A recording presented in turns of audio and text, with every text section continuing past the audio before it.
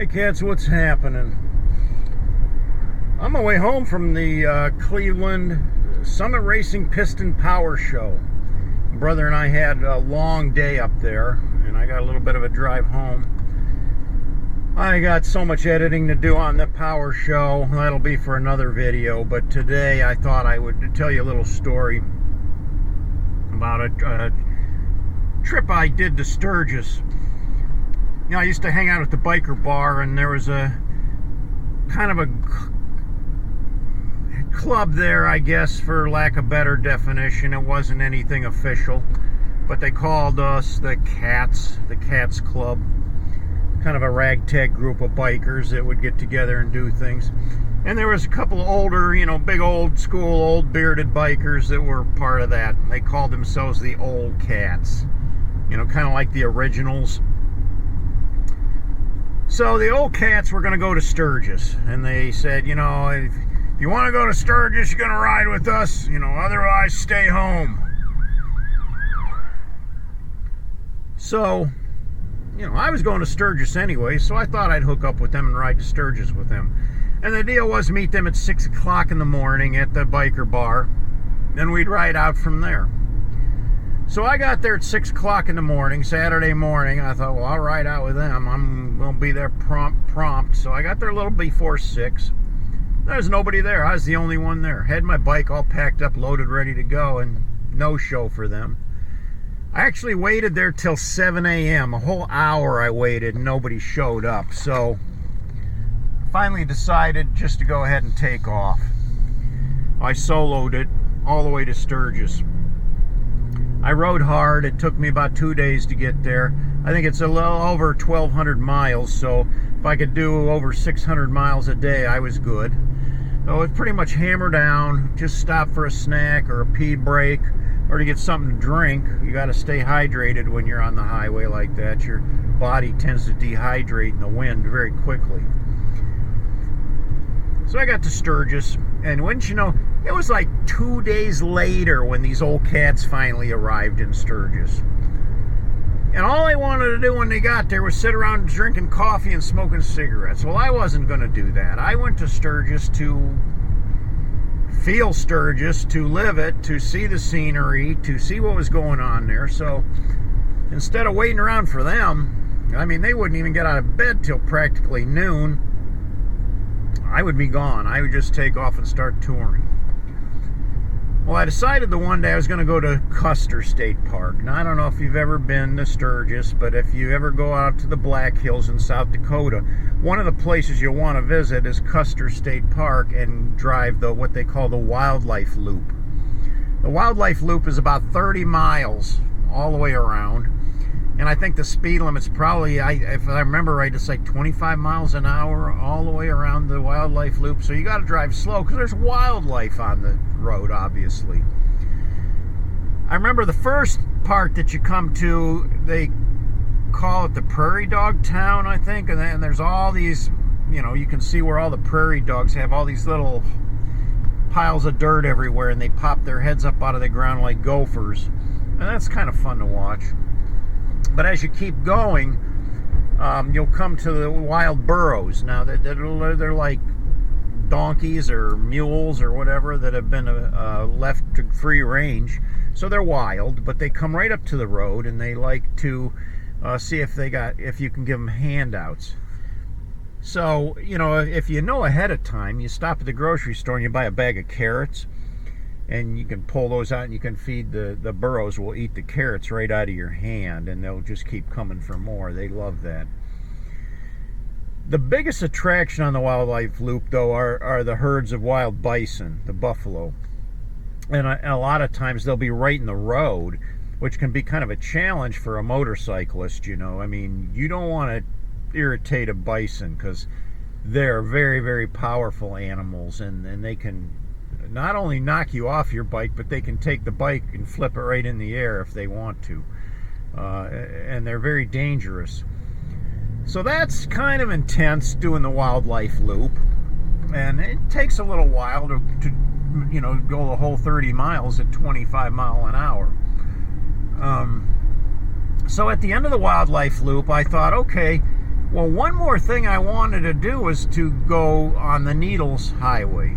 Now, the Needles Highway takes you on a long winding road all the way up into the hills or the mountains where there's these big spires of rock called the Needles, and it kind of terminates at the top where you actually go through this tunnel, this little narrow tunnel.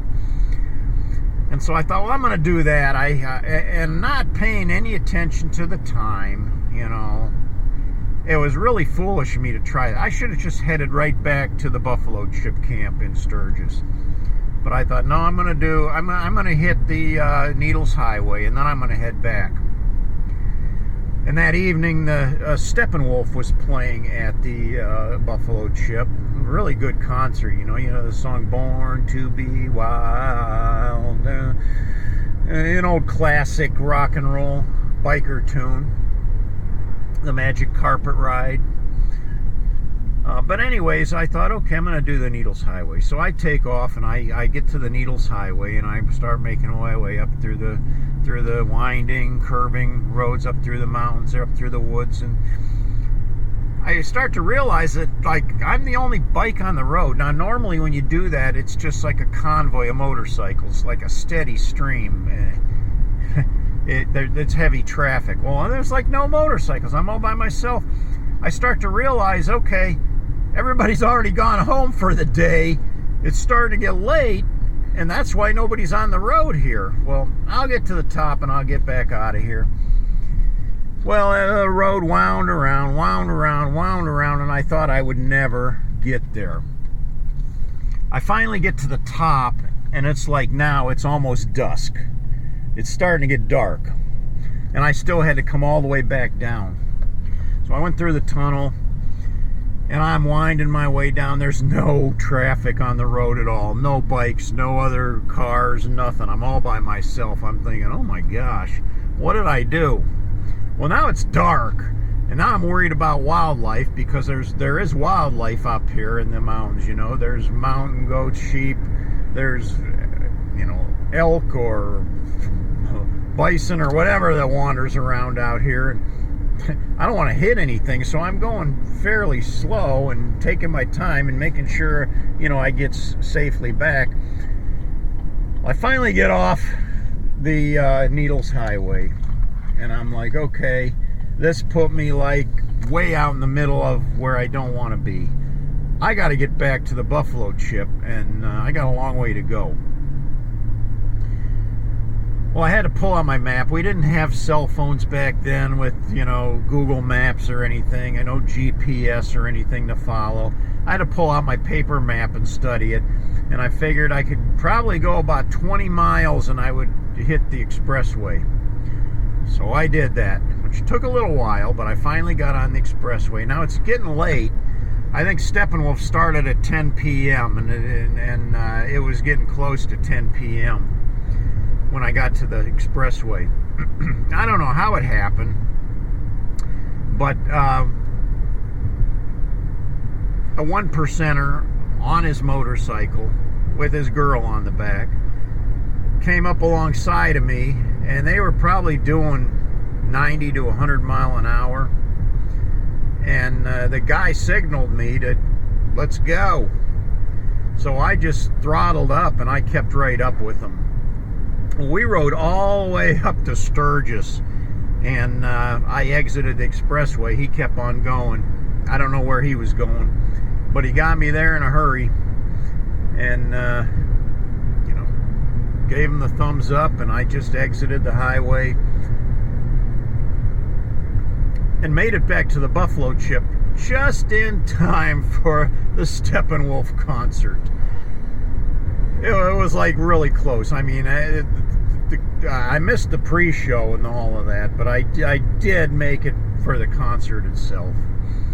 So, poor judgment on my part in timing. I should have thought more ahead of time. I should have figured out the mileage that I was going to travel and the time of day that I was going to be there and how long it was going to take, but I didn't. I was just kind of flying by the seat of my pants, which, when you're by yourself and you're out on a motorcycle and you're just enjoying life, why not fly by the seat of your pants? You can do that. you know, who cares? It's just you. So there's nobody that going to worry about it except yourself. It all worked out for the better, though. I got to hear the concert and met up with my old cats again and kind of partied with them that evening and hung out. And again, the next day it was the same thing. They all wanted to sleep until noon. I got up and hit the road again and went on another adventure. Well, that was my adventure at Custer State Park, doing the wildlife loop and hitting the Needles Highway all in one day. One heck of a ride. I'll never forget it. That's one bike ride, one memory that I'll always have and will always cherish as a good one. It all worked out well. Well, I just got a few more miles and I'll be home. It's the sun's going down. Thanks for joining me today on this ride home. Helped me to kill the time a little better. Till next time, cats, ride hard and die free.